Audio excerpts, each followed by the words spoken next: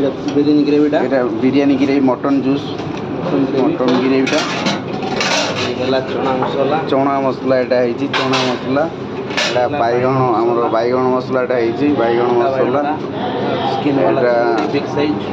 ଚିଙ୍ଗୁଡ଼ି ଟାଇଗର ଫ୍ରନ୍ସ କେଡ଼େ କେଡ଼େ ସାଇଜ୍ ଅଛି ଦେଖନ୍ତୁ ତାପରେ ଏଇଟା ଆମର ଛତୁ ମସରୁମ୍ ମସଲା ହେଇଛି କେମିତି ରୋଗନ ପୁରା ହେଇଛି ମସରୁମ୍ ବେସର ବାଲା ହେଇଛି ଏଇଟା ପନିର ବଟର ମସଲା ସାଇଜ୍ ବି କେମିତି ଅଛି ଆଉ ମୋଟା ଗିରେଇ ପୁରା ହେଇଛି ବଟରରେ ହେଇଛି ଏଇଟା ଆମର ଡାଲ ଫ୍ରାଏ କେତେ ମୋଟା ରହୁଛି ହଡ଼ର ଡାଲ ପୁରା ପିଓର ହଡ଼ର ଡାଲ ଉପରେ ପୁରା କେମିତି ହେଇଛି ଏଇଟା ଡାଲ ଫ୍ରାଏ ହେଇଛି ତାପରେ ଏଇଟା ଆମର ପୋଟଳ ରସା ପୋଟଳ କୁର୍ମା ଦୁଇଟାଙ୍କ କେମିତି ସାଇ ପୁରା ହେଇଛି ଏଇଟା ମସଲା ଭଜା ହେଇଛି ଭେଜିଟେବୁଲ କାକଡ଼ ଫାକଡ଼ ପଡ଼ି ପୋଟଳ କୋବି ଭଜା ଏଇଟା କୋବି ଚିଲି ଫୁଲକୋବି ଚିଲି ହେଇଛି ଆଇଟମ୍ ଫୁଲକୋବି ତାପରେ ତଳକୁ ଦେଖିବା ଏଇଟା ପୋହଳା ମାଛ ସାଇଜ୍ ପୋହଳା ବେସର ଗଲା ପୋହଳା ବେସର ସାଇଜ୍ କେମିତି ବଡ଼ ସାଇଜ୍ ଅଛି ପୋହଳା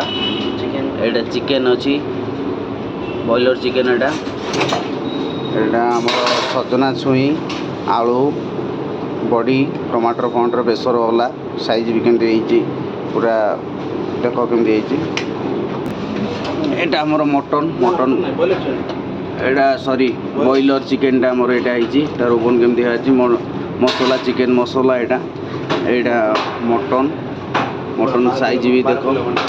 12-15 କେଜି ବନା ହେଇଛି ସାଇଜ୍ ବି କେଡ଼େ ସାଇଜ୍ ପିସ୍ ବି ଅଛି କେଡ଼େ ପିସ୍ ଦେଖା ହୁଏ ଦେଖନ୍ତୁ